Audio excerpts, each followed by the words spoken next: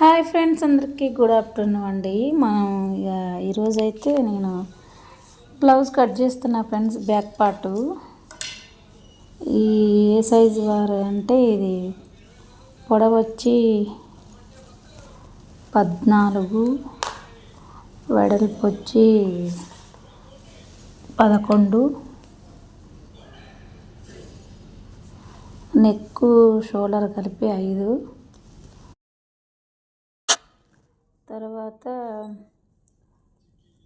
Neck పొడవు వచ్చి 9.5 పెట్టేసి నేను బ్లౌజ్ కట్ చేశాను ఫ్రెండ్స్. ఈరోజు జాకెట్ కట్ చేద్దామని జాకెట్ కట్ చేశాను. ఇక బ్యాక్ పార్ట్ అయితే ఇలా ఉంది ఫ్రెండ్స్. ఓకేనా, చూడండి ఎలా ఉందో. నేనైతే కొలతలు అయితే రాస్తున్నాను.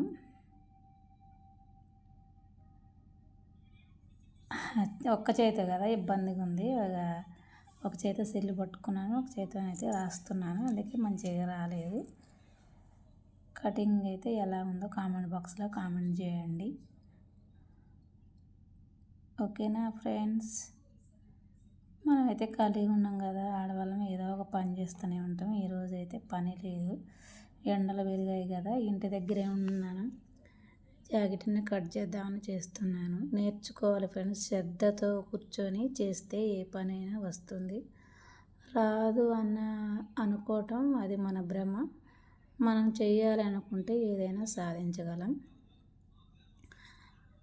ఒక పని వచ్చి ఒక పని రాదనుకోవద్దు. పుట్టగానే ఎవరు నేర్చుకోరు, ఎవరికి రాదు.